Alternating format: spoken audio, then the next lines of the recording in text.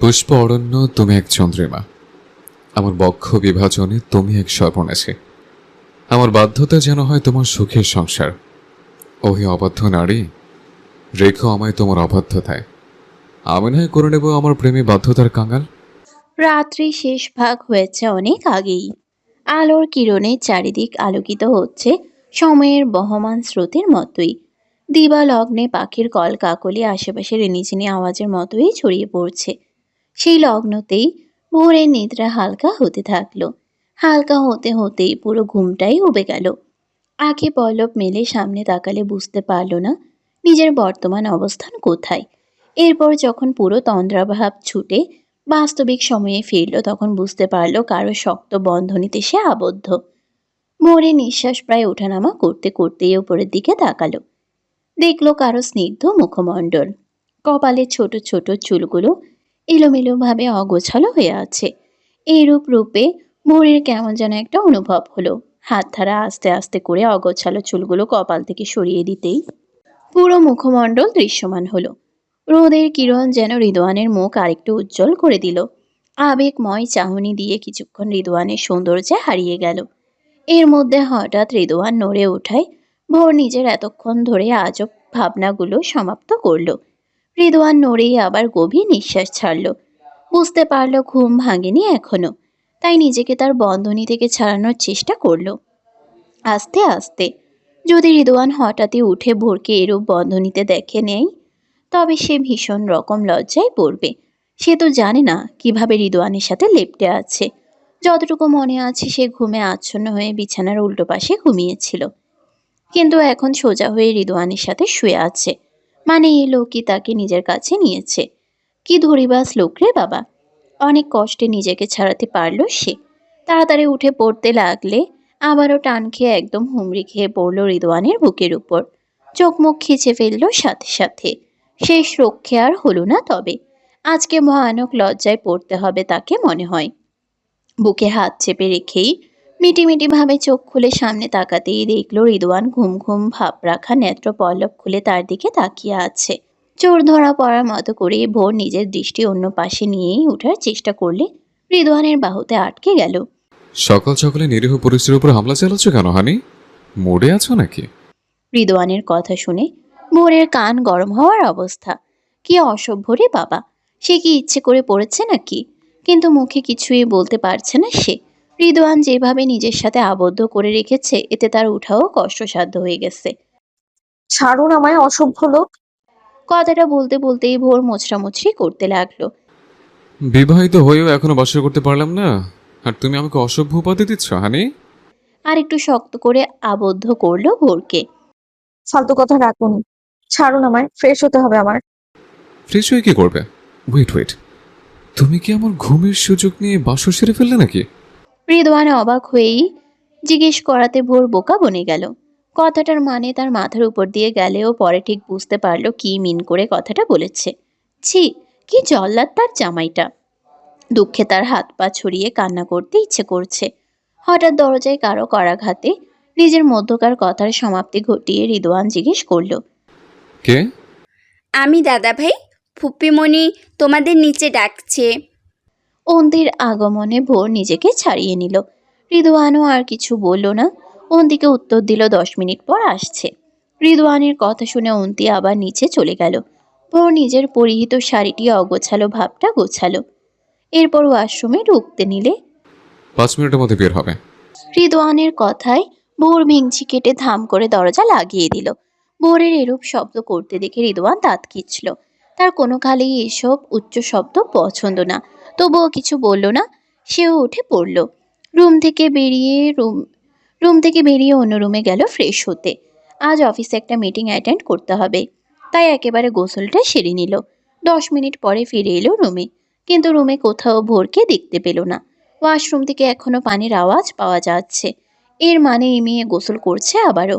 চোয়াল শক্ত করে দরজায় নক করতে করতেই open the door Bhor, otherwise I will break down the door. Bhor! কথাটা বলতে বলতেই দরজা প্রায় ভেঙে ফেলার মতোই ধাক্কাতে লাগলো। এত জোরে শব্দ হওয়াতে ভোর কোনো মতে শাড়ি পেঁচিয়ে দরজা খুলল। চুল থেকে টপ টপ করে পানি পড়ে পুরো শরীর লেপ্টে আছে। ভোরের একটা বাজে অভ্যেস, গোসল করে সে ভালো মতো চুল মুছে না, যার জন্য চুলের পানি দিয়ে পুরো শরীর পুনরায় ভিজে যায়, আর এতে ঠান্ডা লাগে তার। এসব নিয়ে বাড়ির লোক তেমন কিছু না বললেও আফসানা অনেক বকত। 2 দিন এমন দেখাতে সে নিজেই সেই চুলগুলো ভালোভাবে মুছে দিত। এভাবে গন্ডারের মতো চেঁচাচ্ছেন কেন? বাড়িতে কি ডাকাত পড়েছে নাকি? ভোর বিরক্তময় হয়ে কথাটা বলে শাড়িটা কোনো মতে সামলালো। এরপর রিদওয়ানকে এড়িয়ে যেতে চাইলে পারল না সামনে রাখা হাতের দেওয়াল বন্ধনী থেকে। ভ্রু কুঁচকে ভোর উপরে তাকিয়ে রিদওয়ানকে কিছু বলতে নিলে পারল না, রিদওয়ানের নেশাসক্ত চোখের দৃষ্টির জন্য। এতক্ষণ তো ষাঁড়ের মতো করে চিল্লাচ্ছিল, এখন এরকম রোমিও হিরোর মতো দাঁড়িয়ে আছে কেন? এই লোকে যে আর কি কি রূপ দেখতে হবে কে জানে। ভাবনার মাঝে ভোরের কাঁধে হাত গুলিয়ে দেওয়ালের দিকে চেপে ধরল। নেশাসক্ত চাহনি নিক্ষেপ করলো ভোরের ভিজাময় বদনে। চোখের পাপড়িগুলোতে ফোঁটা ফোঁটা পানি এখনো কিছুটা লেগে আছে। রিদওয়ান আঙ্গুলের সাহায্যে সেই জলগুলো মুছে দিল। গালে স্লাইড করতে করতে একটু কাছে এসে গভীর এক নিঃশ্বাস নিল। কি করছেন?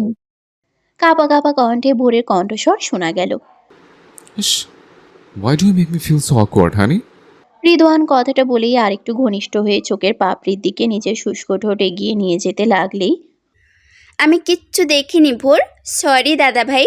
অন্তির কণ্ঠ শুনে রিদওয়ান ঠোঁট চেপে নিজেকে কন্ট্রোল করলো। এরপর ভোরের দিকে তাকাতে লাগলে এক ধাক্কায় কিছুটা পিছিয়ে গেল।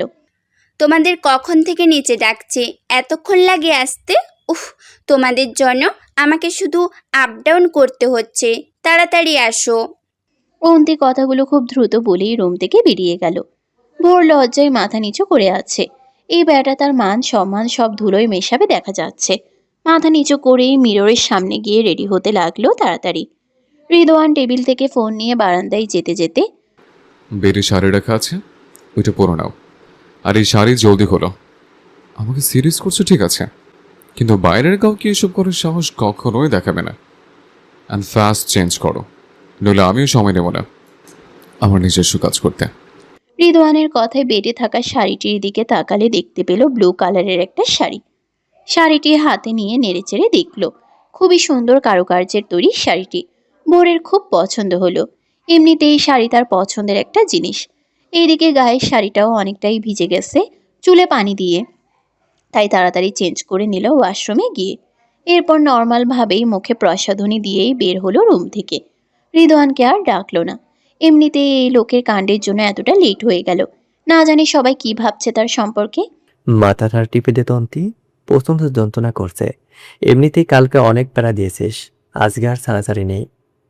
আমি নিচে যাব রিক ভাই, ভোরের সাথে দেখা করতে হবে তো। ও তো আমাকে ভুল বুঝবে না হলে, এরপর কথাও বলবে না। না না, আমি এটা কখনোই হতে দেব না।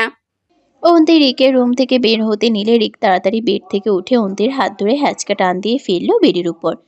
এরপর দরজা বন্ধ করে লক করে চাবি নিয়ে নিল নিজের পকেটে। এ কি রিক ভাই, আপনি দরজা লক করছেন কেন? অন্তি ভয়ে ভয়ে কথাগুলো বলেই ঢুক গিলল। আজকে রিক ভাইকে অস্বাভাবিক লাগছে। পুরো চোখের সাদা অংশ রক্ত লাল হয়ে আছে। মনে হচ্ছে টোকা দিলেই রক্ত ঝরবে। রিকের এরূপ চোখ দেখে অন্তির আরো বেশি ভয় হতে শুরু করলো। আপনি ঠিক নেই রিক ভাই, আমাকে যেতে দিন।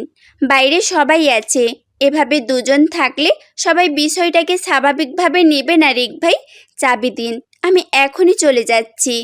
অন্তি কথাগুলো বলে রিকের থেকে চাবি নিতে গেলে রিক তাকে পাশ কাটিয়ে বেডে আগের মতো করে শুয়ে পড়ল। ভেবেছিলাম 10 মিনিট পরে যেতে দেব, কিন্তু না, তুই তো তোর বাপের মতোই ঘাটতেরা। 1 ঘন্টা পরে এই রুমের দরজা খুলবে।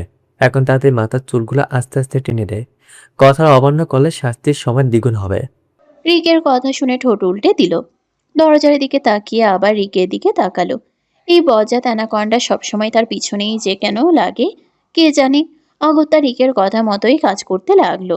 নিজের নরম হাতের আঙ্গুল ধারা রিকের চুলগুলো টেনে দিতে লাগলো। রিকের চুলগুলো শাইনির সাথে সিল্কিও, তাই অন্তির প্রথমে খারাপ লাগলেও পরে আস্তে আস্তে ভালো লাগতে শুরু করলো। টুন্না রে, তো ছেলের বউ এতক্ষণে মাটিতে পা রাখলো তবে। আহা, আমি তো ভেবেছি আজ আর তো ছেলের বউর মুখ দেখতে পারবো না। তাই কি বিশ্বসুন্দরী আনলি যে একদম লুকিয়ে কোনো কথাবার্তা ছাড়াই বিয়ে দিয়ে দিয়েছিস? হঠাৎ বলা কথাগুলো শুনে ভোরের পা থেমে গেল মেঝেতে নেমেই। মাথা উঁচু করে সেই মহিলাকে দেখতে লাগলে দেখতে পেল তার শাশুড়ির থেকে পাওয়া কিছু খাতির যত্নের। যেভাবে আদর যত্ন করছে মনে হচ্ছে বড় কেউ। তরুণা মহিলাটিকে চায়ের কাপটা দিতে দিতেই ভোরের দিকে চোখ পড়ল। আরে ভোর মামুনি, ওইখানে দাঁড়িয়ে আছো কেন? এখানে এসো। তরুণা কথাটা বলেই ভোরকে বৃদ্ধ মহিলার সামনে নিয়ে আসলো। ভোর মামুনি, উনি হলেন তোমার পিসতুতো দাদি শাশুড়ি। সালাম করো। ভোর মাথা কাত করে সম্মতি প্রদান করে সালাম দিল বৃদ্ধাকে। বৃদ্ধা সালাম নিয়েই ভোরকে, আজকে প্রথম তাই দেরি হয়েছে মেনে নিলাম, কিন্তু কাল থেকে একদম ভোরে উঠে নাস্তা বানানো শুরু করে দিবে, শাশুড়ি যাতে আর গ্যাসের কাছে না যায়, ঠিক আছে? বিয়ে করে বউ আনলাম আমি, আর অর্ডার দিয়ে তাকে কাজ করানো ফোন দিয়েছ তুমি? হঠাৎ বলা বাক্য সোফায় বসা বৃদ্ধ মহিলাটিকে ভয়ে ঢুক গিলল। চোরা চোখে রিদওয়ানকে দেখলো ভোরের পাশে এসে দাঁড়াতে। আমাকে না বলে রুম থেকে বেরিয়েছো কেন? ভোরের পাশে দাঁত খিচে উক্ত কথা বলায় ভ্রুকুচকে তার দিকে তাকিয়েই, আমার কি সব কাজ আপনাকে বলে করার কথা? অবশ্যই। আমি তোমার 10টা না 5টা না একটা মাত্র জামাই। আমাকে বলবে না তো কাকে বলবে? এই টিপিক্যাল দাদিকে? রিদওয়ানকে এরূপ কথা বলতে দেখে চোখ বড় বড় করে তার দিকে তাকালো। এই ছেলে কি এখন তার সাথে মেয়েদের মতো ঝগড়া করতে চাইছে? নিজেকে সামলে রিদওয়ানের কথার জবাব না দিয়ে মাথার ঘুমটা ভালোভাবে টেনেই তূর্ণার কাছে গেল। কি রে মা, তোর কোনো অসুবিধা হচ্ছে না তো এখানে? নতুন পরিবেশ, একটু সমস্যা হবেই। তাই বলে নিজের সমস্যার কথা নিজের মধ্যে জমিয়ে রাখবি না। হৃদয়কে বলতে না পারলেও আমাকে বলবি, ঠিক আছে? তূর্ণার মা সুলভ কথাগুলো শুনে প্রাণে যেন এক শীতল মামা বাতাস বয়ে গেল। চোখে অশ্রু নিয়েই মুচকি হেসে মাথা নাড়ল। এই তো আমার লক্ষ্মীটি, এখন চল তো নাস্তা করবি। অনেক বেলা হয়ে গেছে। হৃদয়, তুইও আয়। তূর্ণার কথায় রিদওয়ান গম্ভীর মুখে এই টেবিলে গিয়ে বসল। তূর্ণাও ভোরকে নিয়ে রিদওয়ানের পাশের চেয়ারে বসিয়ে দিল। এরপর দুজনকে নাস্তা দিয়ে তূর্ণা ছুটল নিজের স্বামীর রুমে। এদিকে বৃদ্ধাও নিজের রুমে চলে গেল। রিদওয়ানকে খুব ভয় পায় এই বৃদ্ধা, তাই মানে মানে কেটে পড়ল লাঠিতে ভর দিতে দিতে। বৃদ্ধা রিদওয়ানের দূর সম্পর্কের দাদি হয়। এদিকে ভোর নিজের খাবার অল্প খেয়ে উঠতে নিলে বাধা পড়ল তাতে। সবার খাবার ফিনিশ করে তবে যেন ওঠা হয়। আপনি কিন্তু এবার লিমিট ক্রস করছেন। সবকিছুতে বাধ্যতা আমার একদমই পছন্দ না। সেটা আপনি স্বামী হয়েছেন দেখে আমাকে যে কিনে নিয়েছেন তা কিন্তু নয়। ভোর রাগী দৃষ্টিতে কথাটা বলে উঠতে নিলেই রিদওয়ান এক হাত দিয়ে টেনে নিজের কোলে বসিয়ে দিল। বারবার রাগিয়ে দিচ্ছে কেন হানি? আমি যদি রেগে যাই তবে কিন্তু ভয়ানকভাবে শাস্তি দিয়ে তবেই সব খাবার ফিনিশ করাবো। এখন ডিসিশন তোমার, তুমি কি করবে? সব খাবার ফিনিশ করবে নাকি আমার ভয়ানক শাস্তি সহ্য করবে? দাঁতে দাঁত খিচে ভোরের শাড়ি ভেদ করে উন্মুক্ত উদরে নখ দাবালো। ভোরের এতে ভীষণ অস্বস্তি হতে লাগলো। নিজের হাত ধারা রিদওয়ানের হাত সরানোর চেষ্টা করলেও পারল না বলিষ্ঠ হাতির বলের সাথে। অগত্যা হার মেনে খাওয়ার জন্য রাজি হলো। কিন্তু সে তো এত খাবার খেতে পারে না। এখন কি বমি করে করে খাবারগুলো গিলবে না কি আজব? কি হলো? Finish it fast. রিদওয়ানের ধমকে মাথা নেড়ে পুনরায় চেয়ারে বসতে চাইলে সে আবারও আটকালো নিজের বাহুবন্ধন থেকে মুক্ত হতে। এখানে বসে ফিনিশ করো। আপনার কি আসলে বিবেক বুদ্ধি নেই? বাড়িতে বড়রা আছে, তাদের সামনে কি এভাবে নির্লজ্জের মতো বসে থাকবো আপনার কোলে? আজব। তুমি কি আমাকে পরপুরুষ ভাবছ? তাহলে এখনই মনে করে দিচ্ছে, গতকালে কিন্তু এই হৃদয় শিকদারের বউ হয়েছ। আপনি তো মেয়েদের মতো ঝগড়া করেন অনেক। আর হ্যাঁ, আমার স্মৃতিশক্তি দুর্বল না। মনে আছে আমার কিভাবে বিয়েটা করেছি আমি। কিন্তু ভুলটা একটু হয়েই গেছে। যদি আগে জানতাম বিয়েটা একজন ঝগড়টে বেটার সাথে হচ্ছে, তাহলে কখনোই এই বিয়েটা করতাম না আমি। ওয়েট ওয়েট, কি বললে তুমি? ব্যাটা আবার কি জিনিস? কি অদ্ভুত ল্যাঙ্গুয়েজ ইউজ করছো হানি। এইসব জাতি আর না শুনি বলতে। 100 বার বলবো। অন্তির ডাকে ভোর রিদওয়ানের কোল থেকে ছাড়া পাওয়ার জন্য আবারও ছটপট করলে রিদওয়ান তৎক্ষণাৎ ছেড়ে দিল তাকে। অন্তি একটু দূরে ছিল বিধায় তেমন কিছু দেখতে পায়নি। মিয়া বিবি দেখা যায় আজকে একসাথে নাস্তা করতে বসেছে। হুম হুম, আমি এসে কি তোমাদের প্রাইভেসি নষ্ট করলাম? নিউ কাপল। দাদা ভাই, তুমি কিন্তু শালির হক মেরেছো গতকাল। আজকে কিন্তু বোনের হক কিছুতেই মারতে পারবে না। জলদি টাকা ছাড়ো, জলদি ছাড়ো। অন্তির কথা বুঝতে পেরে রিদওয়ান টিস্যু দিয়ে মুখ মুছে গম্ভীর মুখে উঠে দাঁড়ালো। এরপর পকেট থেকে মানিব্যাগ নিয়ে একটা ক্রেডিট কার্ড বের করে অন্তির হাতে দিয়ে, তুই আমার সবসময়ের জন্যই বোন থাকবি। অন্য কোনো সম্পর্কের জন্য শালি বা অন্য কোনো সম্পর্ক হলেও আমি সেটা কখনোই গণ্য করব না। গতকাল তুই শালি হিসেবে টাকা চেয়েছিস, তাই পাসনি। কিন্তু আজ যেহেতু বোন হয়ে নিজের ন্যায্য পাওনা চেয়েছিস, তখন যত ইচ্ছে ততটাই তোর হবে। রিদওয়ানের কথা শুনে অন্তি হাতে ধরা কার্ড নিয়ে এক লাফ দিল খুশিতে। উফ, দাদা ভাই, তুমি এত কেন ভালো বলো তো? থ্যাংক ইউ সো মাচ দাদা ভাই। আজ তো মেয়েরা লটারি লাগ গই। অন্তির খুশিতে রিদওয়ানও স্বাভাবিক মুখ করে মাথায় হাত বুলিয়ে দিল। এরপর ভোরের দিকে তাকিয়ে দেখলো ভোর নাস্তা পুরোটাই ফিনিশ করে তাদের দিকে তাকিয়ে আছে। মিটিংয়ের সময় হয়ে যাচ্ছে দেখে ঘড়ি দেখেই বেরিয়ে পড়লো অফিসের উদ্দেশ্যে। এদিকে ভোরকে না বলে রিদওয়ান বেরিয়ে যাওয়ায় কিছুটা খারাপ লাগলো ভোরের। এতক্ষণ তো কি সুন্দর তাকে কোলে নিয়ে বসেছিল, এখন একদম চুপচাপ বেরিয়ে পড়লো তাকে কিছু না বলেই। অন্তিকে হঠাৎ তার পাশে দাঁড়িয়ে থাকতে দেখে নিজের ভাবনা থেকে বের হলো। কিছু বলবি অন্তু? ভোরের এই বাক্য কিছু একটা ছিল। অন্তি করুণ চোখে তার দিকে তাকিয়ে, তুই কি আমার উপর রাগ করেছিস ভোর? রাগ কেন করব? আসলে দাদা ভাইয়ের সাথে তোর বিয়ে। ওই ব্যাপারে কথা বলতে চাইছি না অন্তু। সবাই যখন নিজেদের খুশিতে আমাকে এ বাড়িতে বউ করেছে, তখন সেখানে তোর একার উপর কেন রাগ করবো বলতে পারবি? আর সেই বড় দুঃসাহস আমার বুঝি আছে? এভাবে বলিস না ভোর। দেখ, আমার দাদা ভাই রাগী হলেও খারাপ না। দেখবি অনেক সুখী হবি দাদা ভাইয়ের সাথে। অন্তির বলা বাক্যটা কেন জানি সে নিতে পারল না। তৎক্ষণাৎ চেয়ার থেকে উঠেই নিচ থেকে উপরে উঠার জন্য পা বাড়াতে লাগলে হাতে টান অনুভব হয়। ভোর, প্লিজ এভাবে কথা না বলে যাস না। তুই তো জানিস আমি তোর সাথে কথা না বলে থাকতে পারি না। তাহলে তুই এভাবে মুখ ফিরিয়ে চলে যাচ্ছিস কেন? আমার এখন ভালো লাগছে না অন্তু, প্লিজ হাতটা ছাড়, পরে তোর সাথে কথা বলবো। কোনো মতে হাত ছাড়িয়ে উপরে উঠে গেল ভোর। এদিকে ভোরের এরূপ ব্যবহারে অন্তি মন খারাপ করে সোফায় বসে এক গালে হাত দিয়ে অন্য হাতে কার্ডটা দেখতে লাগলো। দেখার মাঝেই হঠাৎ করে কেউ একজন সেই কার্ড ছিনিয়ে নিল। ব্যক্তিটি কে দেখার জন্য যখন ঘাড় ফিরালো, তখনই পার্সোনাল অ্যানাকন্ডাকে দেখলো বাঁকা হাসতে। গালে হাত দিয়ে কি ভাবছিস এত?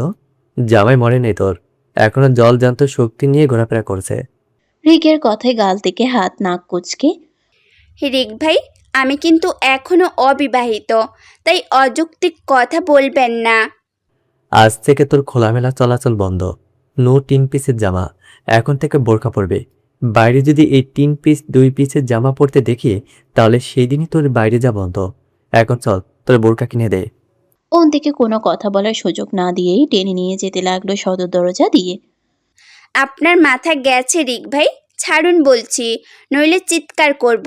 ফুপিমণি, আম্মু, ও আম্মু গো, এই অ্যানাকন্ডাটা দেখো, আমাকে কিডন্যাপ করে নিয়ে যাচ্ছে। অন্তির চিৎকার করে বলা কথাগুলো সদর দরজার বাইরে উচ্চস্বরে হলেও বাড়ির ভেতরে তার আওয়াজ তেমন একটা পাওয়া গেল না। কারণ মধ্যে কথার মধ্যেই রিক অন্তিকে গাড়ির ভেতরে ধাক্কা মেরে বসালো। এরপর নিজে বসে গাড়ির বিয়ারিং ঘোরাতে ঘোরাতে, অ্যানাকোন্ডা, নাইস নেপ। বাট তুই কি জানিস অ্যানাকোন্ডা ঠিক কতটা নরখাদক হতে পারে? এখন যদি সেই অ্যানাকোন্ডার কবলে ঠিকঠাকভাবে পড়িস, তবে তো তোর অস্তিত্বই খুঁজে পাওয়া যাবে না রে অন্তি। রিকের রসাত্মক কথাগুলো অন্তি মনের মধ্যে গেঁথে ভাবতে থাকলো রিকের কথাগুলোর বাস্তবতা। কিছু একটা মনের চোখে আসতেই চোখ ঝাপটালো জোরে জোরে। এরপর দুই হাত দ্বারা মুখ চেপেই, ছি রিক ভাই, আপনি এত অশ্লীল। আপনাকে ভালো ভাবতাম, আপনি ভাই হয়ে আমাকে এসব বলেন। অন্তির কথায় তৎক্ষণাৎ গাড়ি ব্রেক কষল। এরপর সিট বেল্ট খুলেই অন্তিকে একদম নিজের কোলে বসিয়ে কাঙ্ক্ষিত কিছু ঘটালো। দ্রুত নিঃশ্বাসগুলো যেন ঠিকরে পড়ছে অন্তির মুখের আদলে। সেই নিঃশ্বাসের পালাক্রমে বাড়তে থাকলো মনের মধ্যে থাকা ক্ষোভ। ক্ষোভগুলো কয়েক সেকেন্ডের মধ্যেই রক্তাক্ত করলো উষ্ণ নরম ওষ্ঠযুগল। রক্তাক্ত সেই নোনতা স্বাদযুক্ত পানীয় মুছে দিল পরম আবেশে। কিছুক্ষণ পর ছাড়লো তার আসক্ততার মানবীকে। তবে সেই ছাড়া যেন কেমন একটা অবশ হয়ে হেলে পড়তে লাগলেই তৎক্ষণাৎ আবার আগলে ধরলো তাকে। বুঝলো অতি শখে জ্ঞান লোপ পেয়েছে। মুখের মধ্যে পড়ে থাকা চুলগুলো কানের পিঠে গুজে দিয়ে ঠোঁটে আলতো স্পর্শ করলো। কিছুক্ষণের ক্ষোভ যেন ঠোঁটের অবস্থা করে ছেড়েছে সে। বাই দেখেছিস দেখে শাস্তিস্বরূপ নিজের দামি ভার্জিনে স্পর্শ দিলাম, আর সেই দামি স্পর্শকে এভাবে প্রতিদান দিলে হতে একদম জ্ঞানী হারিয়ে বসে আছিস। তুই কি আসলে মানুষ নাকি মানুষরূপী মমের বোতল যে একটু ছোঁয়াতে এভাবে গলে যায়? আলো আধারের বিভীষিকায় গায়ের শাড়িটি উড়ছে নিজের অধিলগ্নে, আর সেই তমসার আধারে দাঁড়িয়ে ভোর নিজের জীবনের হিসেব করছে। গতকাল শুধুমাত্র রিদওয়ানে দেখা পেয়েছিল, তাও আবার সকালে নাস্তা করার সময়।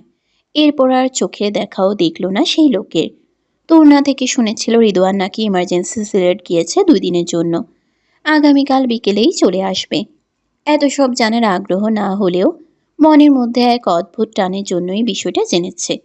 একদিকে সেই ব্যাপার জেনে খারাপও লেগেছে, কারণ যেভাবেই হোক বিয়েটা তো হয়েছে দুজনের। তখন স্বামী হিসেবে রিদওয়ানের উচিত ছিল বিষয়টা ভোরকে জানানোর। সে কেন স্বামীর কাজের ব্যাপারে অন্য কারো থেকে জানবে? জেনেছে তো জেনেছে, সেটা আজ সকালে নাস্তা খাওয়ার সময়। তবে এই ব্যাপারে সে তেমন একটা প্রতিক্রিয়া জানায়নি। আর না সেই ব্যাপার শোনার পর পেটে খাবার হজম হয়েছে, তাই আর খাইওনি। তুর্না অনেকবার ডাকতে এলেও তার খাওয়ার ইচ্ছে একদম হয়নি। হাতে থাকা উপন্যাসের একটি বই নড়াচড়া করে কিছুক্ষণ মন দিয়ে পড়ল। পড়ার কিছুক্ষণ পরেই মনে হলো বাহিরটা একটু বেশি অন্ধকার, হয়তো অমাবস্যার তিথি চলছে। একা মেয়ে এত রাতে বাহিরে থাকাটাও উচিত মনে করল না। দীর্ঘ নিঃশ্বাস ফেলে বইটি বন্ধ করে উঠে দাঁড়ালো। এরপর ঘাড় এদিক ওদিক করে হালকা এক্সারসাইজ করলো। অনেকক্ষণ ধরে বসে থাকায় শরীর টনটন করছে। পিছু ফিরে অন্ধকার তিমিরের দিকে তাকিয়ে মায়াভরা দৃষ্টিতে আর্জি জানালো। আমি কি তারও প্রিয় কেউ হতে পারলাম না প্রকৃতি? আবারও কি অবহেলার চাদরে ঢেকে থাকবো চিরকাল? সেও কি তবে কোনো দায়িত্বের বেড়া জালে আমাকে জড়ালো তার জীবনে? নাকি কঠিন কিছু লুকিয়ে আছে আমার অজানার আড়ালে? দুপুরে প্রায় 1:30 বাজতে চলল। আজ ভোর আর অন্তি ভার্সিটি এসেছে। 1 সপ্তাহ পরেই মডেল টেস্ট। ভোরের এমনিতেই কয়েকদিন ক্লাস মিস হয়েছে, সাথে অন্তিরও। তাই আজ আর ক্লাস মিস দিতে চাইনি। সকালে উঠেই তূর্ণার কাছে অনুমতি চাইল ভার্সিটি যাওয়ার জন্য। তূর্ণা অনায়াসে হেসে অনুমতি দিয়ে দিল। একমাত্র এই মা সুলভ শাশুড়ির সাথে তার খুব আদরে আদরে ভাব হয়েছে। শ্বশুরের সাথেও ভালো একটা বাবা সুলভ সম্পর্ক গড়ে উঠেছে। দুজনের অনুমতিতেই আজ থেকে তার ভার্সিটি আবারও শুরু হলো। প্রথমে ভেবেছিল বিয়ের পর হয়তো আর পড়তে পারবে না, কিন্তু এখন এরকম শ্বশুর শাশুড়ি পেয়ে যেন সব বাধা একে একে কেটে যাচ্ছে নিজের মধ্যে থাকা সংশয়। ভোর, কি ভাবছিস এত? হঠাৎ মেহেরিনের কথায় নিজের ভাবনা থেকে বের হলো। কিছু না। আচ্ছা শোন, ম্যাথের নোটটা এনেছিস? ভোরের কথায় মেহেরি নিজের ব্যাগ থেকে নোট খাতাটা বের করে দিল। ভোর খাতাটা নিয়ে নিজের ব্যাগে ভরল। ভোরের পাশে অন্তি বসে আছে। সে সকাল থেকেই ভোরকে খুঁচাচ্ছে কথা বলার জন্য। ভোর ঠিকই হুঁ হাঁ করে অল্প করে কথা বলেই চুপ হয়ে যায়। আর এখন বন্ধুদের আড্ডার মাঝে থেকেও পুরোটাই চুপচাপ। ভোর এমনিতেই কম কথা বলে, কিন্তু যাই বলে মন খুলে বলে। কিন্তু আজকের ভোর একটু বেশি শান্ত। ভোর, চল আজকে তোকে তোর প্রিয় ভেলপুরি খাওয়াবো। হঠাৎ মেহেরাবের বাক্য সবাই উৎসুক হয়ে তাকালো। তবে মেহেরাবে এরূপ কথার ধরনে বুঝলো তার আসল কারণ। তাই তারাও জোর করে উঠে নিয়ে গেল ভোরকে। ভোর বারণ করলেও শুনল না তার কথা। ভেলপুরি মামার কাছে গিয়েই সবাই ঝাল ঝাল ফুচকা অর্ডার দিল। আর মেহেরাব আর ভোরের জন্য অল্প ঝালের ভেলপুরি। বন্ধুদের এরূপ কাণ্ডে ভোরের মনটা নিমিষেই ভালো হয়ে গেল। সেও নিজের বিবাহিত জীবনকে সাইডে রেখে মনোযোগ দিল তাদের সাথে। অন্তিম মজার ছলে ভোরের মুখে নিজের প্লেটে ঝালঝাল একটি ফুচকা তার মুখে ভরে নিল। এরূপ হওয়াতে ভোরের মুখ দেখার মতো ছিল। আরও থাকো চান্দু, মুখ ফুলিয়ে। আমার নামও অন্তু। আমাকে ইগনোর করবি তো? জীবনে সফল হতে হতেও অসফল হয়ে যাবি। অন্তরে, তুই ভোরকে তোর জাল ফুচকা খাওয়ালি, এরপরে কাহিনীগুলোতে কিন্তু তোর উপর ভারী পড়বে। শাওনের কথায় অন্তি নিজের হাসি হাসি মুখটা মুহূর্তেই চুপসালো। সে তো ভুলেই গিয়েছে ভোরের অতিরিক্ত ঝালে শ্বাসকষ্ট হয়। তাড়াতাড়ি নিজের প্লেট রেখে ভোরকে ধরল। অলরেডি শিশরাতে বড় বড় নিঃশ্বাস নিতে থাকলো ভোর। ভোর, এই ভোর, সরি রে সোনা, বোন আমার, কিচ্ছু হবে না তোর। মেহরাব প্লিজ, তুই তাড়াতাড়ি একটা আইসক্রিম নিয়ে আয়। মিহু, পানির বোতলটা তাড়াতাড়ি দে। ভোরের অবস্থা দেখে মেহেরিন প্রচণ্ড শকে দাঁড়িয়ে আছে। অন্তির কথায় নিজের সম্বিতে ফিরেই পাশে থাকা পানির বোতল এগিয়ে দিল। এইদিকে শাওন খাতা দিয়ে ভোরকে বাতাস করতে লাগলো। আর মেহেরাব পাশের স্টল থেকে তাড়াতাড়ি একটা বক্স আইসক্রিম নিয়ে আসলো। অন্তি নিজের কম্পমান হাতে কিছুটা পানি খাওয়ালো। পুরো শরীর লেপ্টে গেল মুখে পানিতে। অন্তি তা দেখে হাউমাউ করে কেঁদে দিল। ওহ আল্লাহ, আমি এটা কি করলাম? মিহুরে প্লিজ কিছু একটা কর, আমার ভয় করছে। মেহেরাব কথাটা বলেই ভোরের একপাশে বসে পড়ল। তারও চিন্তা হচ্ছে খুব। ভোরের পিছনে আগলে ধরেই কিছুটা আইসক্রিম খাওয়ালো নিজের মতো করে। ভোরও ঝালের নিবারণে কিছুটা হয়তো রিলিফ পেল। আস্তে আস্তে শ্বাসকষ্ট কিছুটা স্বাভাবিক হলো। দুর্বলতার জন্য অজান্তেই মেহেরাবের কাঁধে মাথাটা এলিয়ে দিল পিছন দিক হয়েই। কি হচ্ছে এখানে? কারো গুরুগম্ভীর আওয়াজে সবাই নিজেদের চোখের দৃষ্টি সেই দিকে তাক করল। হঠাৎ করে রিদওয়ানকে এখানে দেখে সবাই অবাক হলো খুব। দাদা ভাই। অন্তি কান্না মিশ্রিত ঠোঁট এলিয়েই সামনের দিকে এগিয়ে রিদওয়ানকে জড়িয়ে ধরল। এরপর হঠাৎ করেই আবারও কান্নায় জড়িয়ে পড়ল। অন্তির কাণ্ডে রিদওয়ান কিছুটা অবাক হলেও পরে মাথায় হাত বুলিয়ে শান্ত দৃষ্টিতে সামনে তাকালো। আমি সরি গো দাদা ভাই, খুব খুব সরি। মজার ছলে ভোরকে আনন্দ দিতে গিয়ে আবারও কষ্ট দিয়ে ফেললাম। অন্তির কথায় রিদওয়ান আবারও তাকালো সামনে। ভোরের পাশে মেহেরাবকে দেখে ভ্রু কুঁচকালো। এরপর যখন দেখলো ভোরের মাথাটা মেহেরাবের কাঁধে, তখন চোয়াল শক্ত করে অন্তিকে সরিয়ে ভোরের সামনে এসে দাঁড়ালো। ভোরের মুখের আদল লাল আভা যেন রিদওয়ানের কলিজায় আঘাত করলো। নিজের চোয়াল মুহূর্তেই বদলে গেল চিন্তারেখার সমারোহে। হালকা নিচু হয়েই ভোরের মাথাটা মেহেরাবের কাঁধ থেকে সরিয়ে সোজা করলো, দুই গালে হাত দ্বারা আবদ্ধ করেই। বেশি কষ্ট হচ্ছে হানি? এই তো আমি চলে এসেছি, কিছু হবে না তোমার হানি। কি করছেন কি? আমি হেঁটে যেতে পারবো। বউ নিজের দুর্বলতা নিয়ে কথাটা আওড়ালো। হানি, কোনো কথা না। অন্ত, গাড়িতে ওঠ। রিদওয়ান কথাটা বলেই মেহেরাবের দিকে তীক্ষ্ণ চোখে তাকালো। এরপর কারো দিকে না তাকিয়ে ভোরকে নিয়ে গাড়ির দিকে নিয়ে গেল। অন্তি শাওন থেকে ব্যাগ নিয়ে ওদেরকে বাই বলে রিদওয়ানের পিছু পিছু গেল। ভোরকে কোল থেকে সাবধানে নামিয়ে গাড়ির সিটে বসালো। এরপর সিট বেল্ট লাগিয়ে অন্য সিটে বসলো। এইদিকে অন্তি গাড়িতে উঠলেই গাড়ি স্টার্ট দিল রিদওয়ান। পেশেন্টের কে হন? Her husband. আপাতত তেমন কোনো সমস্যা হয়নি, যেহেতু আইসক্রিম খাওয়ানো হয়েছে। তবে হ্যাঁ, সামনে খেয়াল রাখবেন। ডাক্তারের কথায় রিদওয়ান কিছুটা রিলিফ পেল। কিছু দুর্বলতার ঔষধ প্রেসক্রাইব করে দিল। প্রেসক্রিপশন নিয়ে ভোরকে সাথে নিয়েই বের হলো। শরীর দুর্বল থাকায় রিদওয়ানের সাহায্যে হাঁটতে থাকলো। হঠাৎ করে গাউনের নিচু অংশের সাথে হোঁচট খেয়ে পড়তে নিলে রিদওয়ান ধরে ফেলে। ভোরের ভয়ার্ত মুখশ্রী দেখে রিদওয়ান আবারও তাকে কোলে নিয়ে নেয়। আপনি কি পাগল? আশেপাশে অনেক মানুষ আছে। I don't care.